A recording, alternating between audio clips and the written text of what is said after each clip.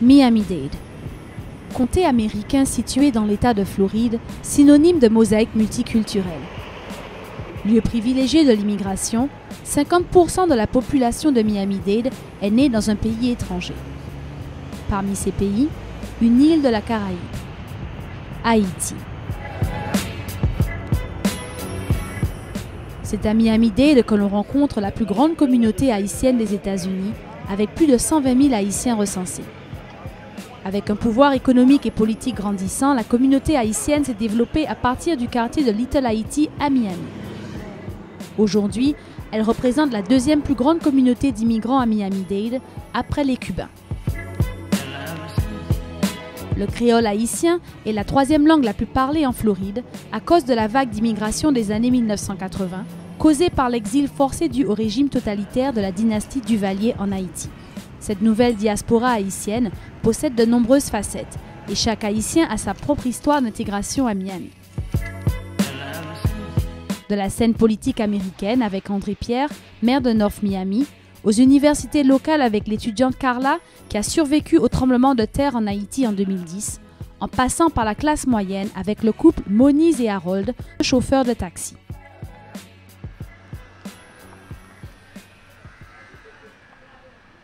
« 6 heures du matin. Moniz se prépare pour prendre la relève de son mari, tous deux chauffeurs de taxi depuis 14 ans. C'est pas facile la vie. La vie est très difficile, mais de toute façon, on est obligé de faire tout moyen pour débrouiller. On pile travail.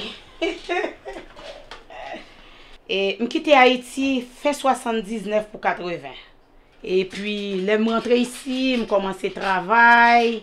Et nous travaillons 17 ans ensemble, même côté, dans la factory. Et puis après 17 ans, la factory a venu fermer. Et puis bon, nous cherchons le travail. Je dis bon, on va le faire taxi. Nous travaillons en team. Vous comprenez? Nous travaillons ensemble. So, ça l'air comme ça, il va rentrer.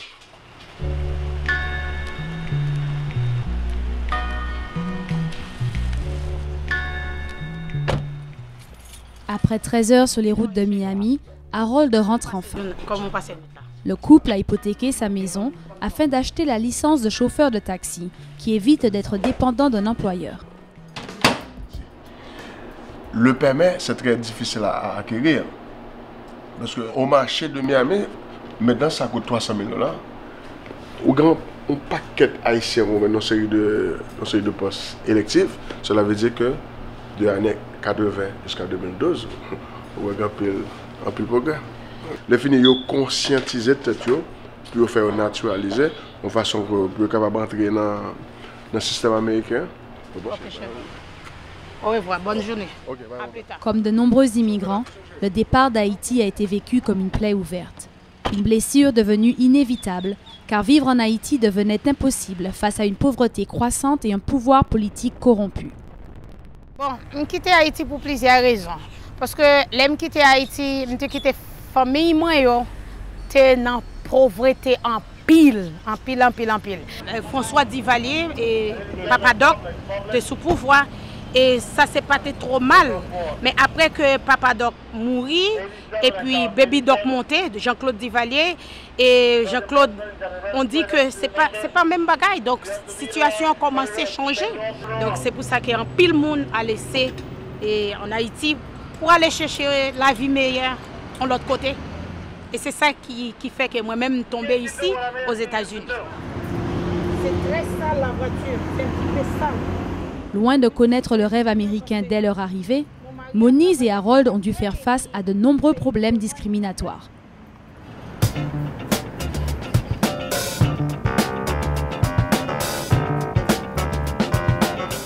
Donc, je suis rentré avec un visa de 1 an, mais après 1 an, je suis illégal dans le pays.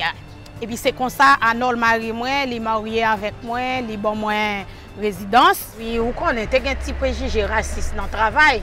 Côté qui est cubain, par exemple dans la factory, côté de travail, il y a un petit préjugé avec haïtien. Mais ce n'est pas si tellement grave, parce que c'est juste un préjugé de couleur et de race de la nationalité. Hello, c'est pour vous, non? Where we going? We're going to the airport. OK. Back to Italia. Going back to Italy. Hein? Même les policiers maintenant, on parle créole. On trouve beaucoup qui parlent créole et qui apprennent la langue créole. Donc c'est pas difficile avec les cultures pour survivre ici. You know, I make everything under control because life is very short. You have to know how you're building your life. You know, I prefer cash. Oh, this guy have an airport too. Thank you so much. Have a nice trip. Take care. You too. Thanks. So, moi bien content parce que petite moi fait de bons progrès. Donc, m'espérer que yo capable de devenir quelque chose pour tête yo et sur le plan matériel ainsi que sur le plan spirituel.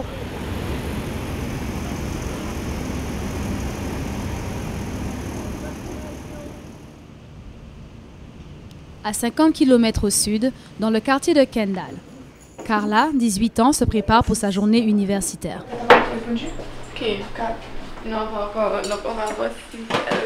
Étudiante en gestion des entreprises, Carla a quitté Haïti avec sa famille après le tremblement de terre de 2010.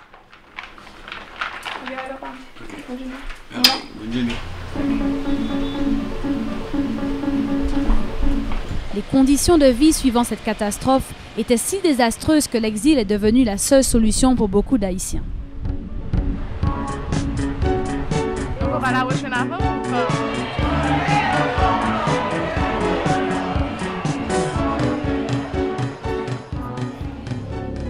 Alors pendant le séisme, j'étais chez moi, j'étais justement en train de manger. C'était pas comme les tremblements de terre d'habitude. Il y avait mon père et ma mère et mon frère aussi qui était chez moi. Heureusement, on était tous ensemble.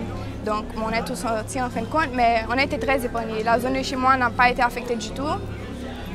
On ne savait même pas que le pays était dévasté complètement. On n'avait pas de réseau de communication. On a essayé d'appeler nos familles, mais c'était un peu dur.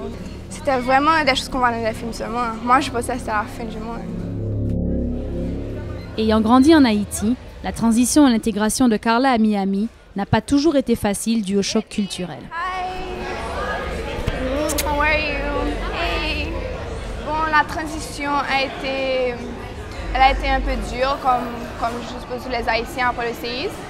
Mais je me suis fait rapidement des amis à l'école parce que j'étais dans une école publique aux États-Unis, donc il n'y avait aucun Haïtien, tu vois. Donc il faut dire que la culture est complètement différente. Par exemple, j'ouvrais les portes pour les gens, je tenais la porte et les gens ils ne disaient rien.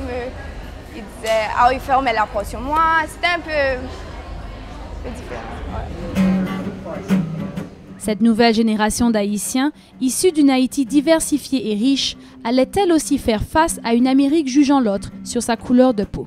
Aujourd'hui, j'étais dans ma classe et puis on devait se présenter. J'ai dit que je suis haïtien, je suis d'Haïti. Et puis la moitié a dit, oh, c'est pas vrai, c'est pas vrai. J'ai dit, je peux vous montrer ma pièce d'identité. Et puis ils ont regardé et ils ont dit, mais tu n'es pas noir. Ah, mais tu es haïtienne, tu ne ressembles pas du tout à une haïtienne. Du côté positif, c'est que on essaie de les changer, on essaie de changer leur mentalité, la façon qu'ils pensent d'Haïti. Donc c'est comme une surprise pour eux, tu vois, on les apprend, donc c'est bien.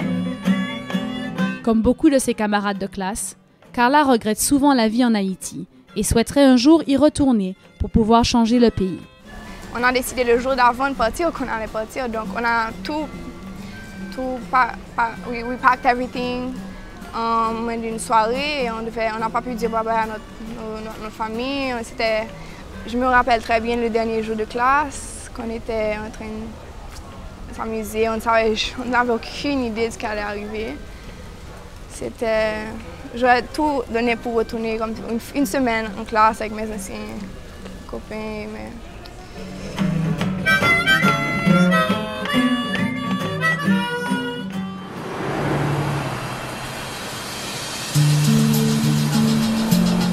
Dans la ville de North Miami, environ 35% de la population est haïtienne, dont le maire, André Pierre, également avocat arrivé aux États-Unis en 1983.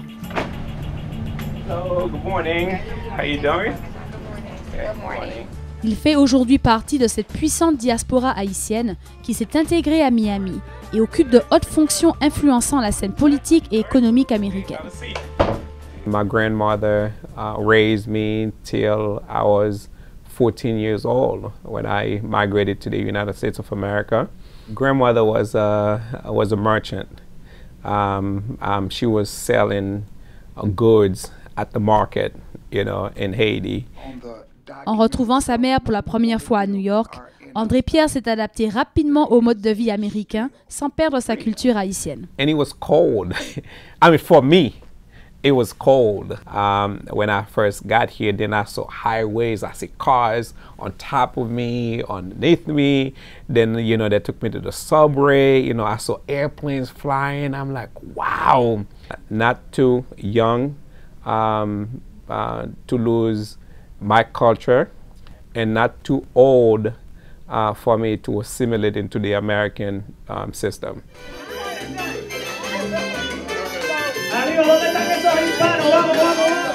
Fier d'être haïtien, le jeune étudiant André Pierre, devenu américain, a vite pris la mesure du combat qu'il fallait mener pour réussir sa vie et avoir sa part d'Amérique. In May 1994 that I arrived in Miami for law school.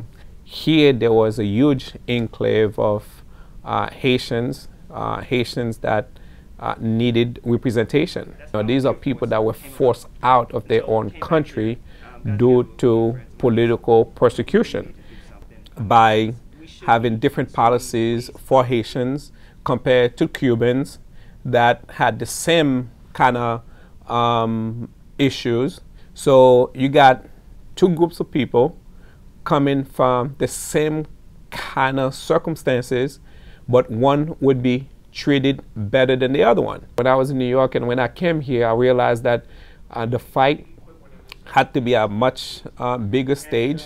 Now, with my legal training, I could go to court. I could fight those laws that discriminated against Haitians.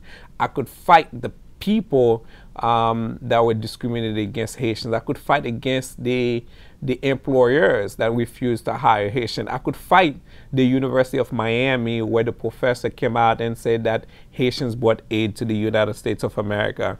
But I'm even prouder to be, you know, American and to be here serving as an American mayor. The city of North Miami is the place to be. You know, this is the only city in the United States of America that have, you know, Haitian that are directors, managers in municipal government. You know, this is not my story. I don't own the copyright to this story. It's everybody's story. You know, whether you're from Guadeloupe or Martinique, you know, you could have that same story too. Une histoire qui semble encore même aujourd'hui vouloir s'écrire de manière indélébile pour ces Haïtiens made in USA.